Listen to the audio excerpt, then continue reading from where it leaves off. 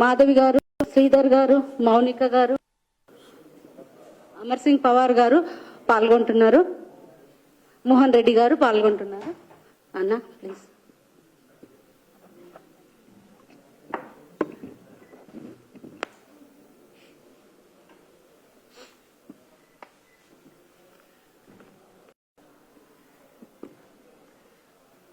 మిత్రులందరికీ నమస్కారం. మనకందరికీ తెలుసు, ఈ నెల 22వ తేదీ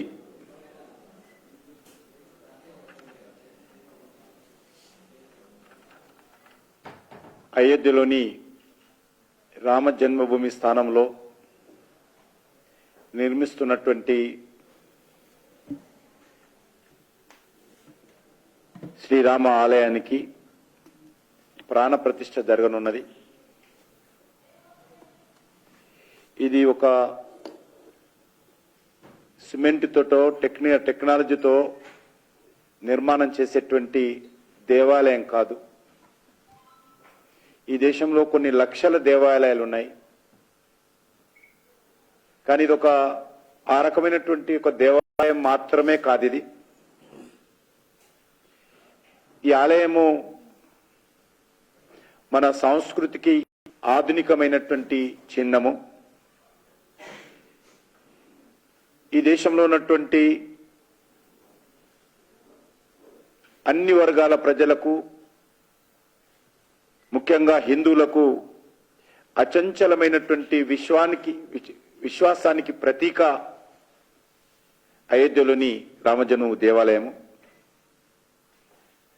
మన జాతీయ స్ఫూర్తి చిహ్నంగా మారుతుంది. ఇది రాబోయే తరాలకు ఒక విశ్వాసాన్ని ఇచ్చేటువంటి దేవాలయము. మన దేశం మీద దాడి చేసి మన యొక్క సంస్కృతిని, మన యొక్క సాంప్రదాయాలను, మన ఆచారాలను, మన ఐక్యతను, మన యొక్క విశ్వాసాన్ని దెబ్బతీసేటువంటి ప్రయత్నం చేస్తున్నటువంటి విదేశీయుల యొక్క దుర్మార్గాలను నిర్మూలించేటువంటి బానిస మనస్తత్వం నుంచి బయటపడేటువంటి దేవాలయం అది. కాబట్టి అలాంటి దేవాలయానికి భవ్యమైనటువంటి రామ మందిరంలో రామ్ లాలాకు ప్రాణ ప్రతిష్ఠ 22వ తేదీ జరుగుతూ ఉంది. ఈ సందర్భంగా రాజకీయాలకు అతీతంగా భారతీయ జనతా పార్టీ కూడా అనేక కార్యక్రమాలు చేపడతా ఉన్నాం. ఇందులో సంక్రాంతి నుండి 22 జనవరి వరకు, 14 సంక్రాంతి నుండి 22 జనవరి వరకు దేశంలో, తెలంగాణలో ఉన్నటువంటి పుణ్యక్షేత్రాలు, ప్రార్థనా స్థలాలు, దేవాలయాల ప్రాంగణాలలో స్వచ్ఛతా అభియాన్ నిర్వహించాలని చెప్పి పార్టీ నిర్ణయించింది. ప్రత్యేకంగా పుణ్యక్షేత్రాలలో పరిశుభ్రత పాటించేటువంటి విషయంలో భక్తులను చైతన్యం చేస్తాం.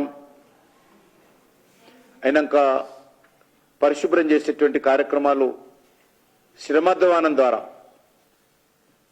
కార్యకర్తలు శ్రమధ్వానం ద్వారా చేస్తారు. అదేవిధంగా అక్కడ అన్ని రకాలుగా 22 వరకు సాధ్యమైనంత అన్ని దేవాలయాలలో మా పార్టీ కార్యకర్తలు, ప్రజలు, స్థానికంగా ఉన్నటువంటి భక్తులను కూడా మోటివేట్ చేస్తాము. ఆ పరిసర ప్రాంతాల్లో ఉన్నటువంటి ప్రజలను కూడా మోటివేట్ చేసి ఈ అభియాన్లో, ఈ యొక్క కార్యక్రమంలో వాళ్ళని కూడా భాగస్వాములు చేస్తాం. అదేవిధంగా మీకు తెలుసు, 22వ తేదీ ఉదయం 10:30 గంటలకు అన్ని దేవాలయాల దగ్గర ఆ దేవాలయ కమిటీల యొక్క నేతృత్వంలో, ఆయా దేవాలయ కమిటీల నేతృత్వంలో అయోధ్యలో జరిగేటువంటి కార్యక్రమాన్ని స్క్రీన్ ద్వారా అక్కడ ప్రదర్శించేటువంటి కార్యక్రమం, ఆ గ్రామం కానీ, ఆ బస్తీ కానీ, ఆ కాలనీ కానీ ప్రజలందరూ కూడా సమిష్టిగా సామూహికంగా అయోధ్యలో జరుగుతున్నటువంటి కార్యక్రమాన్ని తిలకించే విధంగా ఏర్పాట్లు చేయడము, అక్కడ ప్రాణ ప్రతిష్ఠ అయిన తర్వాత అన్ని దేవాలయాలలో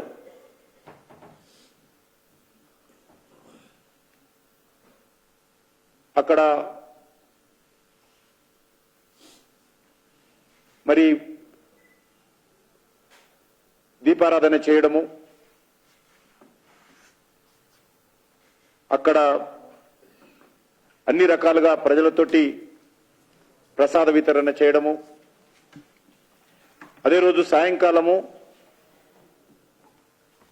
ప్రతి హిందూ ఇంటి ముందు ముగ్గులతో అలంకారం చేయడము,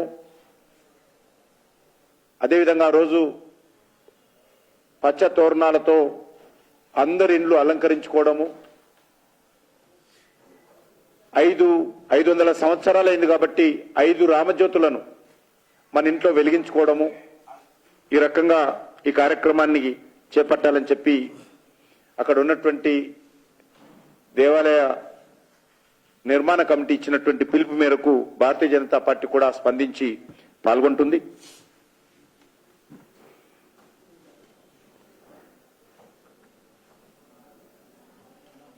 అంతేకాకుండా ఈరోజు రాష్ట్ర ప్రభుత్వం అభయహస్తం పేరుతో పెద్ద ఎత్తున ప్రజల్లో ఒక అయోమయం సృష్టించేటువంటి ప్రయత్నం చేస్తా ఉంది. నేను అభయహస్తం సంబంధించినటువంటి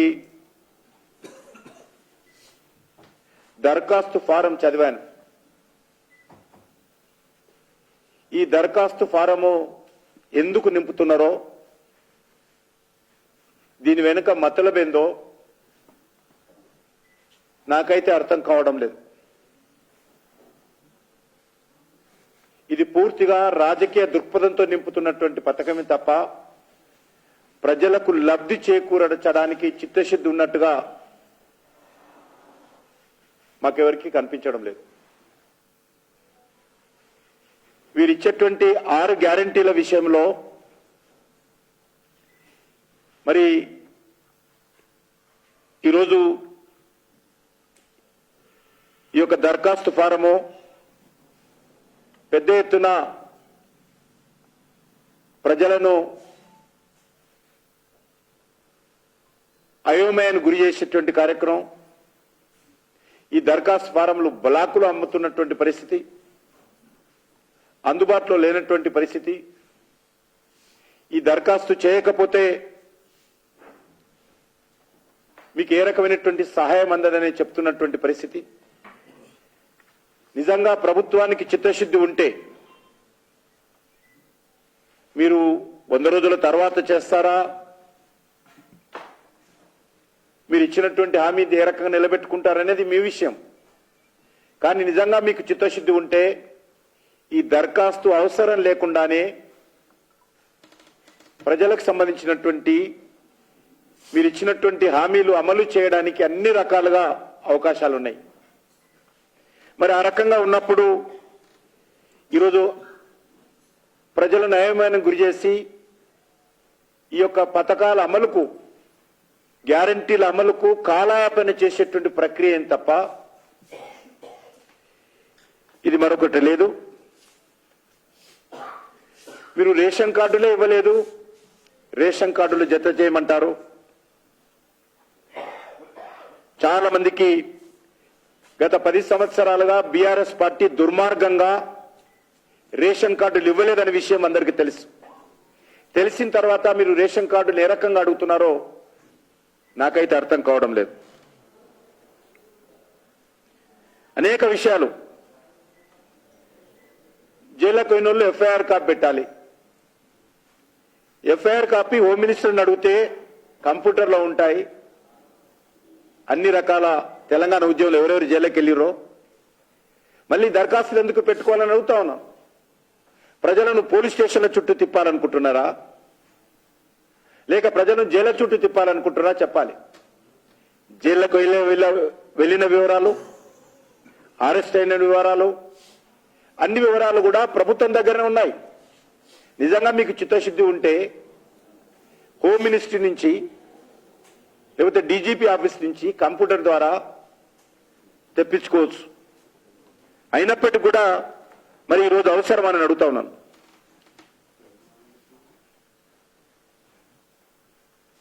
మహిళలకు ప్రతి నెల 2,500 రూపాయలు. ఉదాహరణకు పొదుపు సంఘాల మహిళలకు ఇవ్వాలనుకుంటే ఎంటైర్ డాటా గవర్నమెంట్ దగ్గర ఉంది. జనధన ఖాతాల డాటా ఉంది. మళ్ళీ ఈరోజు మహిళలను ఎవరికి ఇస్తారు, ఏ స్థాయి వాళ్ళకి ఇస్తారు, దారిద్ర్య రేఖకు దిగునున్నటువంటి మహిళలకు ఇస్తారా, అందరు మహిళలకు ఇస్తారా, అదేమి చెప్పకుండా దరఖాస్తుల పేరుతో కాలయాపన ఎందుకని అడుగుతా ఉన్నాను. 500కే సిలిండరు. దీని డాటా కూడా రాష్ట్ర పౌర సరఫరాల శాఖ సివిల్ సప్లైస్ దగ్గర టోటల్ డాటా ఉంది. మళ్ళీ ఇది ఏ రకంగా అందులో రేషన్ కార్డులు ఉన్నటువంటి వాళ్ళ డాటా సపరేట్ ఉంటుంది. మళ్ళీ కొత్తగా దరఖాస్తులు ఎందుకని అడుగుతా ఉన్నాను.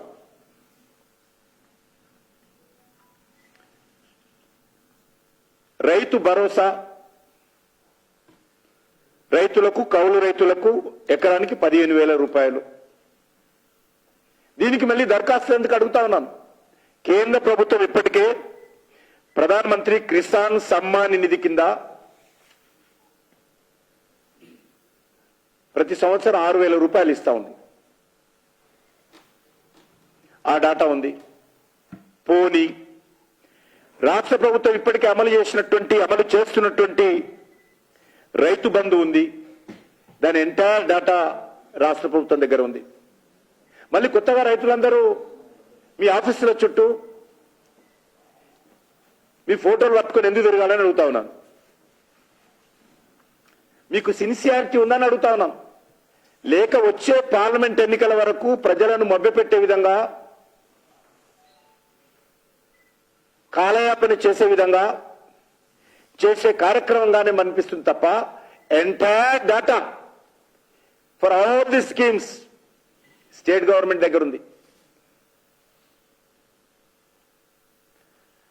అంతేకాదు వ్యవసాయ కూలీలకు 12,000 రూపాయలు 12,000 rupees for all the agriculture labour.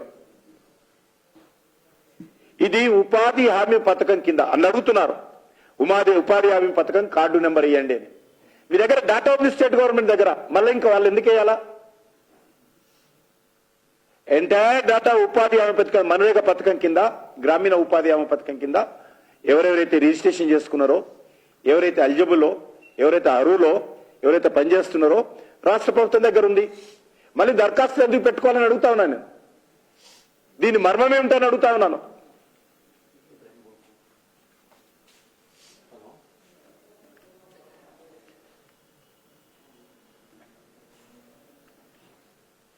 అంతేకాదు ఉద్యమకారులకు 250 గజాల స్థలము నేను ఇంతకుముందు చెప్పాను. అదేవిధంగా 4,000 పెన్షన్ ఆల్రెడీ పెన్షన్ డాటా ఉంది. ఎవ్రీ మంత్ రాష్ట్ర ప్రభుత్వం పెన్షన్ ఇస్తుంది. మరి కొత్తగా దరఖాస్తు ఎందుకు అడుగుతా ఉన్నాను. పోనీ ఉన్నటువంటి వాళ్ళకి పెట్టుకోవద్దని చెప్పండి, కొత్త వాళ్ళు పెట్టుకోమని చెప్పండి, అర్థం దానికి. ఇప్పటికే పెన్షన్ వస్తున్నటువంటి వాళ్ళు, ఇప్పటికే మనరేగా కింద దరఖాస్తు గ్రామీణ ఉపాధి హామీ పథకంలో లబ్ధి పొందుతున్నటువంటి వాళ్ళు, ఇప్పటికే రైతు బంధు కింద పొందుతున్నటువంటి వాళ్ళు కాకుండా ఇంకెవరు ఉంటే పెట్టుకోమని చెప్పండి. కానీ ఆల్రెడీ మీ దగ్గర రాష్ట్ర ప్రభుత్వం దగ్గర యాక్టివ్ డాటా ఉంది, ఆన్లైన్లో డాటా ఉంది, ఇంప్లిమెంటేషన్ డాటా ఉంది. అయినా ఎందుకని అడుగుతా ఉన్నాను. 10 లక్షల రాజీవ్ ఆరోగ్యశ్రీ బీమా, ఇది కూడా రాష్ట్ర ప్రభుత్వం దగ్గర ఉంది డాటా. ఆరోగ్యశ్రీ కింద రాష్ట్ర ప్రభుత్వం దగ్గర ఉంది. అయినా మళ్ళీ దరఖాస్తు ఎందుకు అడుగుతా ఉన్నాను. ఈరోజు ఇది పూర్తిగా నాకు అర్థమైంది ఏంటంటే వచ్చేటువంటి పార్లమెంట్ ఎన్నికల లోపల ప్రజలను దరఖాస్తుల పేరుతో కాంగ్రెస్ నాయకుల ఇంటి చుట్టూ కాంగ్రెస్ ఎమ్మెల్యేల ఇంటి చుట్టూ తిప్పుకునేటువంటి కార్యక్రమే తప్ప ప్రజలను కష్టపెట్టే కార్యక్రమే తప్ప మరొకటి కాదు అనే విషయాన్ని నేను ఈ సందర్భంగా మనవి చేస్తా ఉన్నాను. ఇప్పటికైనా రాష్ట్ర ప్రభుత్వము వాళ్ళ దగ్గర ఉన్నటువంటి డాటా తీసుకొని వాళ్ళు ఇచ్చినటువంటి హామీలు వాళ్ళకి ఇచ్చినటువంటి షెడ్యూల్ ప్రకారమే నేను వెంటనే ఈ రోజే ఇవ్వమని అడగడం లేదు. మీరు 100 days లోపలిస్తారా, లేకపోతే 50 రోజుల లోపలిస్తారా, 60 రోజుల తర్వాత ఇస్తారా, 420 రోజుల తర్వాత ఇస్తారా, మీ ఇష్టం. కాబట్టి మీరు ఎప్పుడు ఇస్తారు కానీ ప్రజలను అనవసరంగా ఆఫీసుల చుట్టూ తిప్పి పేదలను కూలీనాలి చేసుకున్నటువంటి బడుగు బలైన వర్గాలను అనవసరంగా ఇబ్బంది పెట్టొద్దనేది మాత్రమే నేను ఈ సందర్భంగా మనవి చేస్తా ఉన్నాను.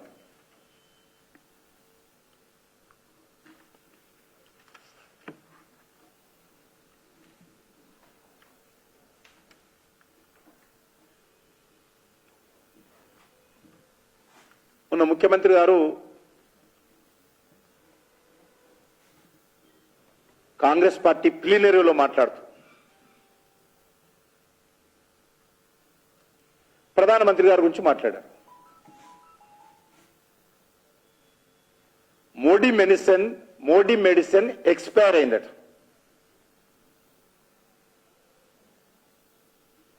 ఆయన ఎక్కడ వేసుకున్నాడో నాకు తెలియదు, ఏ మెడిసిన్ వేసుకున్నాడో కానీ ఎట్లా ఎక్స్పైర్ అయిందో నాకైతే తెలియదు.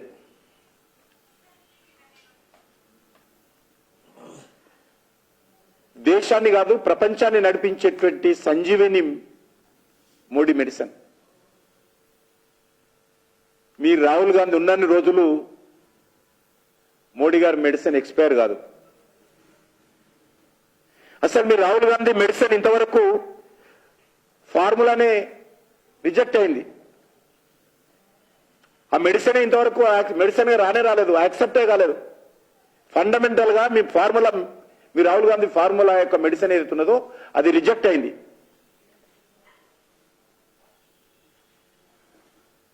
రిజెక్టెడ్ మీడియా ఫార్ములా అయినది. మరి సక్సెస్ఫుల్ మెడిసిన్ నరేంద్ర మోడీ గారిది. ఇంతెందుకు ఒకసారి ఏ రకంగా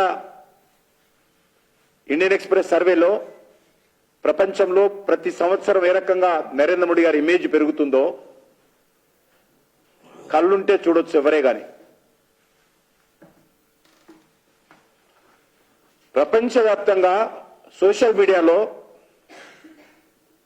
9.4 crores ఫాలోవర్స్ తో నెంబర్ 1 గా ఉన్న నరేంద్ర మోడీ గారు.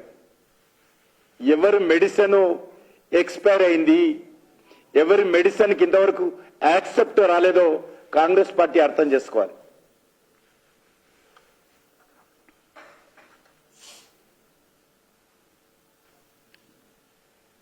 ప్రపంచంలో 5వ ఆర్థిక వ్యవస్థగా ఈరోజు భారతదేశం ఎదిగింది.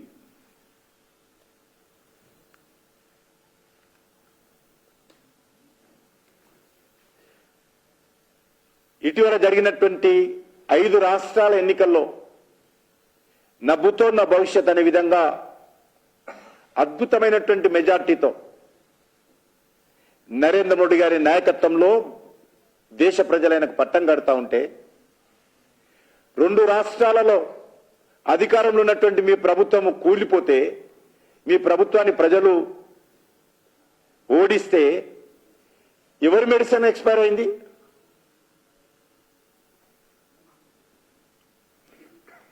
మీకు తెలుసు, ఇటీవల జరిగినటువంటి ఎన్నికల్లో మోడీ గారి ఇమేజ్ ముందు కుటుంబ పార్టీలు వెలవెలపోయాయి. తెలంగాణలో కూడా కాంగ్రెస్ గెలవలే, బీఆర్ఎస్ ఓడిపోయింది.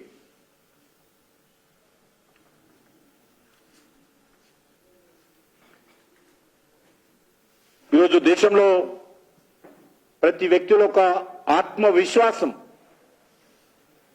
నెలకొని ఉంది. పొలిటికల్ పార్టీస్ లో కొంతమంది ప్రతిపక్ష పార్టీలలో ఉన్నటువంటి వాళ్లకు ఆత్మవిశ్వాసం లేదు, భయం ఉంది వాళ్ళకు, అభద్రతా భావం ఉంది వాళ్ళకు, నేను ఒప్పుకుంటాను పాపం. కానీ కామన్ మ్యాన్, యువకులు కానీ, మహిళలు కానీ, ఉద్యోగస్తులు కానీ వాళ్ళలో ఒక ఆత్మవిశ్వాసం ఉందంటే దానికి నరేంద్ర మోడీ గారే కారణమని మనం చేస్తా ఉన్నాం. తెలంగాణలో బోటాబోటీ సీట్ల మెజార్టీతో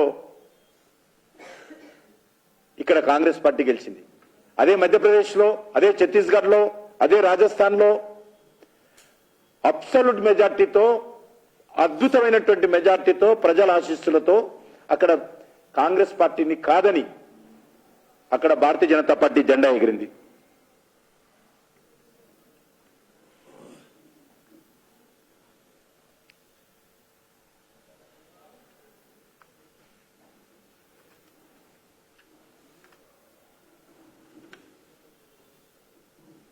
ఇంకా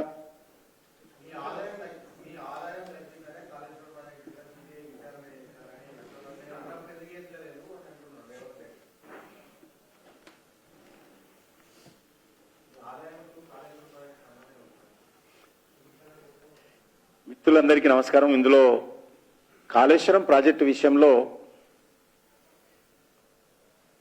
గత ప్రభుత్వం మీద వచ్చినటువంటి ఆరోపణలు అన్ని పార్టీలు, అన్ని సామాజిక సంస్థలు, తెలంగాణ ఉద్యమకారులు, అన్ని సోషల్ మీడియాలో ఉన్నటువంటి వ్యక్తులందరూ కూడా ఏ రకంగా తమ యొక్క బాధను వ్యక్తం చేశారో మనకందరికీ తెలుసు. నేను దీనిపైన న్యాయ విచారణతో పాటు అనే పదం కూడా వాడాను. న్యాయ విచారణ ఐఎమ్ నాట్ అగైనిస్ట్. న్యాయ విచారణతో పాటు న్యాయ విచారణకు ఉపయోగపడే విధంగా, వేగవంతం చేసే విధంగా సిబిఐ దర్యాప్తు జరపాలని చెప్పి మాత్రమే నేను కోరాను. గుమ్మడికాయల దొంగెవరంటే భుజాలు తొడిమి చూసుకున్నట్టు ఈరోజు కాంగ్రెస్ నాయకులు ఎగిరెగిరి పడుతున్నారు.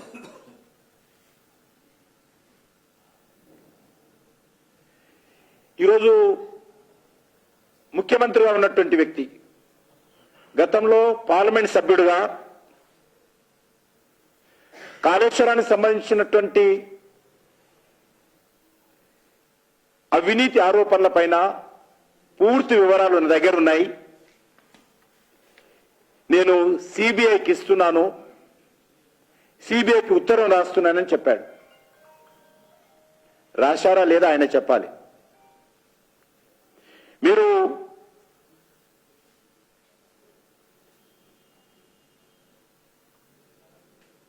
ఒక పార్లమెంట్ సభ్యుడో, ఒక మంత్రో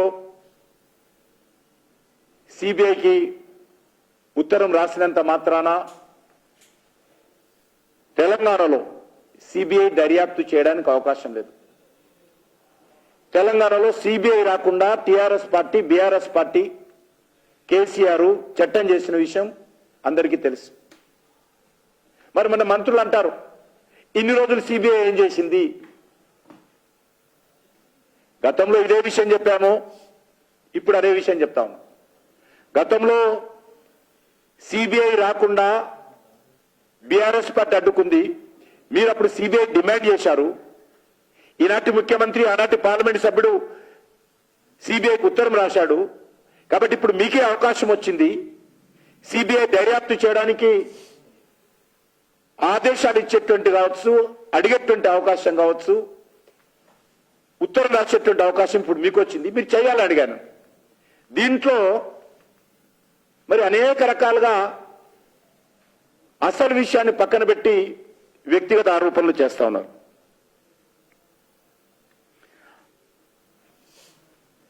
నేను ఇప్పుడు కూడా మనవి చేస్తా ఉన్నాను, ముఖ్యమంత్రి హోదాలో రాష్ట్ర ప్రభుత్వం తరఫున ఇప్పుడు రాయండి ఉత్తరం. ఇప్పుడు తప్పకుండా సిబిఐ దర్యాప్తు చేస్తుంది. బౌండ్ టు ఇంక్వైరీ అనమాట. రాష్ట్ర ప్రభుత్వం అడిగినప్పుడు తప్పకుండా దర్యాప్తు చేయాల్సినటువంటి బాధ్యత సిబిఐకి, కేంద్ర ప్రభుత్వానికి ఉంటుంది. కాబట్టి రాష్ట్ర ప్రభుత్వం తరఫున అడగాల్సిందిగా కోరుతా ఉన్నాను. అప్పుడు సిబిఐ మీద లేనటువంటి అభ్యంతరం, ఎంపీగా ఉన్నప్పుడు అడిగినప్పుడు లేనటువంటి అభ్యంతరము ఇప్పుడు ముఖ్యమంత్రి రాగానే ఎందుకు వచ్చిందో చెప్పాలా, అధికారం లాగానే ఎందుకు వచ్చిందో చెప్పాలి. అధికారంలో లేనప్పుడు ఒక మాట, అధికారంలోకి వచ్చిన తర్వాత ఒక మాట, కాంగ్రెస్ పార్టీకి మాట్లాడము వెన్నెతో పెట్టిన విద్య అని మనం చేస్తా ఉన్నాను.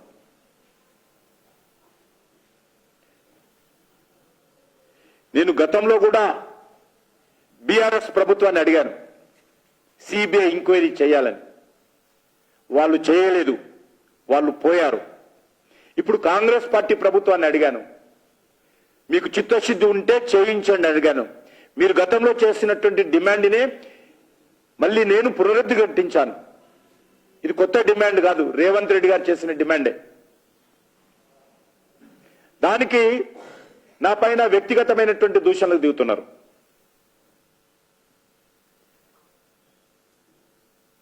ఈ రకమైనటువంటి అహంకారము బీఆర్ఎస్ పార్టీకి చాలా రోజులు పట్టింది, కానీ వీళ్ళకి నెల రోజులు కూడా పట్టలే. నేను ఒక నిర్మాణాత్మకమైనటువంటి సూచన చేశాను. ప్రాజెక్టు గురించి చెప్పా, ప్రాజెక్టులో పొరపాట్ల గురించి చెప్పారు, ప్రాజెక్టులో ఏ రకంగా దుర్వినియోగం జరిగిందో చెప్పా, ప్రాజెక్టులో ఏ రకంగా ఇంజనీరింగ్ ఫెయిల్యూర్ అయిందో చెప్పా, ఏ రకంగా ప్రజాధనం దుర్వినియోగం అయిందో చెప్పి దానిపైన ఎంక్వైరీ చేయాల్సిన అవసరం ఉంది, ఇది పెద్ద స్కాము అని ఒక నిర్మాణాత్మకమైనటువంటి సలహా మీరు గతంలో చెప్పినటువంటి మాటనే నేను పునరుద్ధరిస్తుంటే అహంకారంతో ఈరోజు కాంగ్రెస్ పార్టీ నాయకులు వ్యక్తిగతమైన దాడులకు దిగుతున్నారు. మీరు సిబిఐ ఎంక్వైరీ వద్దంటే, లేక జ్యుడిషియల్ ఎంక్వైరీ పేరుతో కాలాపన చేసి కేసీఆర్ రక్షించాలనుకుంటే నేనేం చేయలేను దానికి. ఆ రోజు కానీ ఈ రోజు కానీ భారతీయ జనతా పార్టీ ఏ రోజు కూడా మేము బీఆర్ఎస్ పార్టీతో లేదు. బీఆర్ఎస్ పార్టీతో కలిసిన చరిత్ర కాంగ్రెస్ పార్టీ. ఇదే ఉత్తమ్ కుమార్ రెడ్డి గారు ఆ రోజు బీఆర్ఎస్ పార్టీ కలిసినటువంటి మంత్రివర్గంలో ఉన్నాడు. ఆయన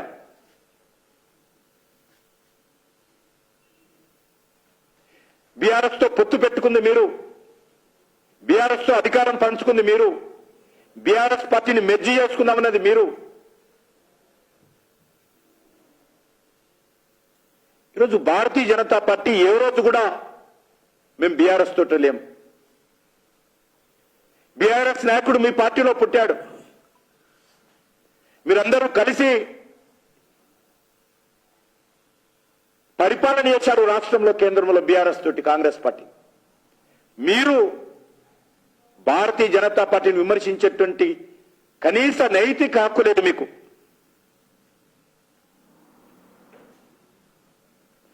చిన్న ఆరోపణ చేస్తే కట్టగట్టుకుని అందరూ కూడా, నేను ఆరోపణ సలహా ఇస్తే కట్టగట్టుకుని నా మీద ఆరోపణలు చేస్తా ఉన్నారు.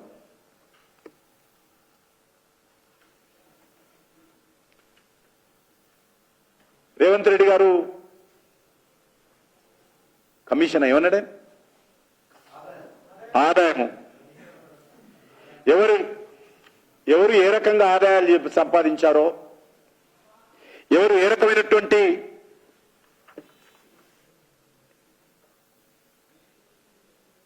ఆరోపణలతో ఉన్నారో ప్రతి ఒక్క వ్యక్తికి, తెలంగాణ బిడ్డకు తెలుసు. వ్యక్తిగత ఆరోపణలను తీవ్రంగా ఖండిస్తున్నాను. నేను ఎప్పుడు కూడా గత ముఖ్యమంత్రి కానీ నిన్న మాట్లాడుతున్నప్పుడు కానీ ఈయన మీద కూడా ఆరోపణలు చేయలేదు. వ్యక్తిగతమైనటువంటి దాడులకు నేను వ్యక్తిగతంగా ఎలా ఉన్నానో, నేను ఈ యొక్క 1980 నుంచి ఏ రకంగా పార్టీ కార్యకర్తగా పనిచేస్తున్నానో నా పార్టీ కార్యకర్తలకు తెలుసు, తెలంగాణ ప్రజలకు తెలుసు, మీడియాకు తెలుసు. నా ప్రస్థానం ఎలా మొదలైందో, ముఖ్యమంత్రి ప్రస్థానం ఎలా మొదలైందో అది కూడా తెలంగాణ ప్రజలకు తెలుసు. ముఖ్యమంత్రి వ్యక్తిగత జీవితంలో ఎలా ఉన్నాడో, ఎవరి మీద ఎన్ని కేసులు ఉన్నాయో, ఏ రకమైనటువంటి ఆరోపణలు ఉన్నాయో తెలంగాణ ప్రజలకు తెలుసు.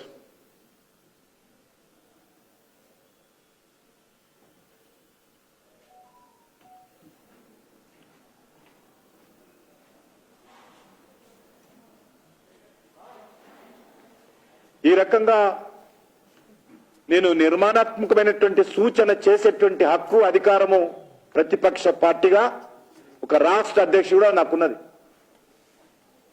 నేను ఒక సలహా ఇస్తే నా ఆదాయం గురించి మాట్లాడుతున్నాను. ఎవరు ఎంత ఆదాయమో దేనికైనా మరి ముఖ్యమంత్రి గారు ఆయన ఆదాయం ఏంటో నా ఆదాయం ఏంటో నేను సిద్ధంగా ఉన్నా. నేను విచారణ చేయమను. ఇంకోటి అంటారు మన మంత్రులు, కాళేశ్వరంలో బీజేపీ టీఆర్ఎస్ ఆదాయం కమిషన్లు పంచుకున్నారని. దమ్ముంటే ధైర్యం ఉంటే దర్యాప్తు చేసి నిరూపణ చేసి కాళేశ్వరంలో మేము కమిషన్లు తీసుకుంటే ఇంకోటి చేయించు. మాటలు మాట్లాడితే కాదు, బట్ట కాల్సి ముఖం మీద వేయడం కాదు. ముఖ్యమంత్రి మాట అన్నారు, నేను లంకె బిందెలు ఉన్నాయని చెప్పి అధికారంలోకి వస్తే ఇక్కడ చిప్పు ఉందన్నాడు, అప్పులు ఉన్నాయన్నాడు. అంటే లంకె బిందెలకు వస్తే ముఖ్యమంత్రి అయ్యండి ఆయన. ఆయన అన్నమాటని నేను లంకె బిందెలు ఉన్నాయి అనుకుని వచ్చాను, ముఖ్యమంత్రి అంతా చూస్తే ఏం లేదు, మొత్తం అప్పులు కనిపిస్తున్నాయి, ఖాళీ చిప్ప కనిపిస్తుంది అన్నాడు.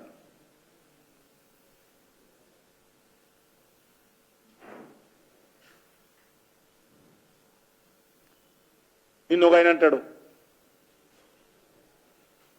ముఖ్యమంత్రి గజ దొంగ.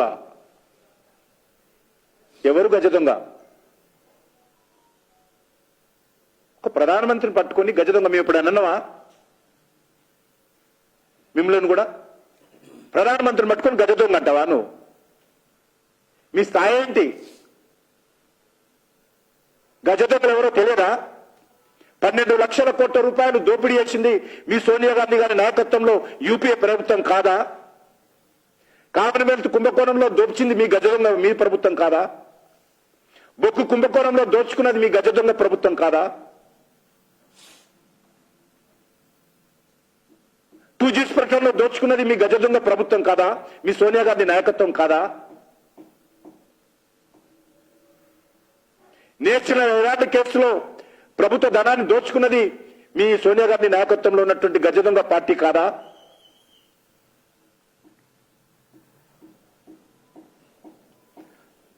గజ దొంగల పాలిటి యముడు నరేంద్ర మోడీ గారు, గుర్తుపెట్టుకోవాలి. మేము గజ దొంగలం కాదు, గజ దొంగల పాలిటి యముండు నరేంద్ర మోడీ. ఒక్కొక్కరిని ఎవరిని వదలము. మేము ప్రతిజ్ఞ తీసుకున్న మా ఎజెండాలో 2 ఒకటి కుటుంబ పార్టీలకు, 2 అవినీతి పార్టీలకు.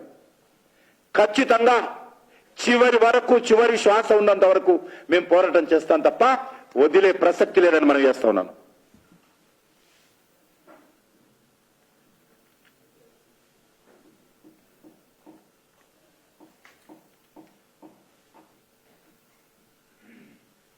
నేను ఒకటే అడుగుతా ఉన్నాను, మేము ఫార్మా సిటీ ఎత్తేస్తా అని చెప్పావు కదా, మరి 15 రోజులలో ఫార్మా సిటీ ఎందుకు మళ్ళీ ఉంటుందని చెప్పాడో చెప్పాలన్నా. ఈ 15 వచ్చినటువంటి మతలబెందు ఫార్మా సిటీ, మరి ఫార్మా కంపెనీలు అందరూ కూడా వచ్చి కలవగానే మళ్ళీ ఫార్మా సిటీ అక్కడే కొనసాగుతుందని చెప్పడానికి మతలబెందో చెప్పాలి.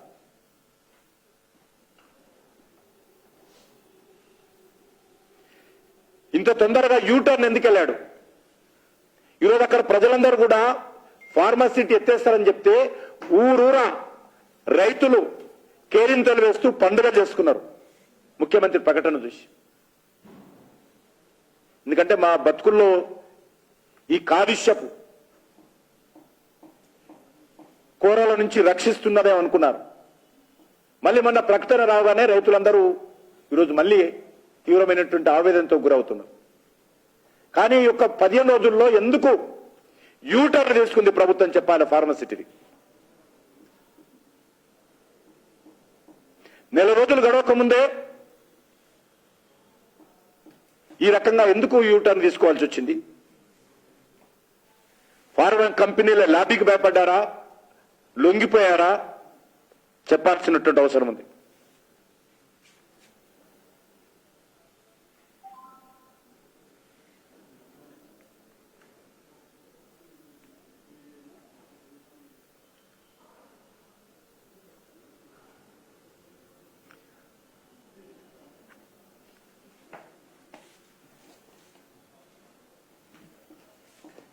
ఈ రకమైనటువంటి ఆరోపణలతో భారతీయ జనతా పార్టీ నోరు మూయించాలనుకుంటే మరింత తిరగబడతామే తప్ప తగ్గే ప్రసక్తి లేదు. తెలంగాణలో మేము ఇప్పుడు అధికారంలో లేము. కాంగ్రెస్ పార్టీ అనేక సంవత్సరాల పాటు అధికారంలో ఉంది. అవినీతికి పాల్పడింది, అక్రమాలకు పాల్పడింది, దుర్మార్గం చేసింది, ప్రజలను దోపిడీ చేసింది, ప్రజలను మోసం చేసింది. ఏదైనా ఉంది అంటే అది కాంగ్రెస్ పార్టీ. దొంగ గాని గజ దొంగ గాని తెలంగాణలో కాంగ్రెస్ పార్టీ, బీఆర్ఎస్ పార్టీ. వారిద్దరూ తోడు దొంగలు, వారిద్దరూ గజ దొంగలు. వాళ్ళు కావచ్చు, మీరు కలిసి పరిపాలన చేశారు. మేము దొంగలము కాము, గజ దొంగలం కాము, మేము మీ పాలిట యముళ్ళమని చెప్పి మనం చేస్తా ఉన్నాం.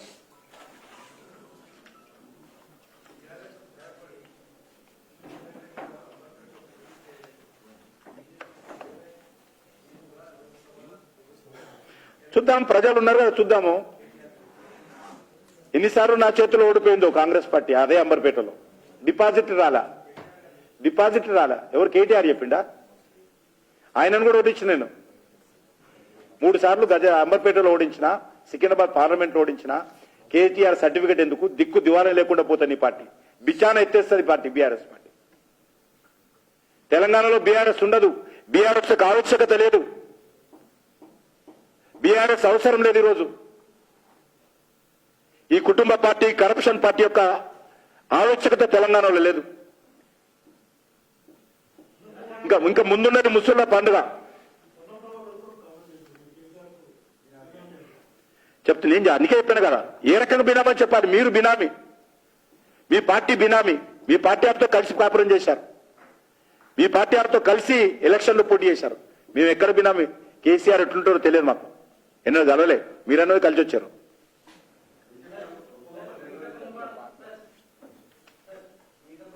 ఇంకా ముఖ్యమంత్రి కుటుంబంతో పార్ట్నర్స్ ఇల్లు రికార్డు ఉంది. నేను చెప్పలేను, రికార్డు చెప్పినాయి.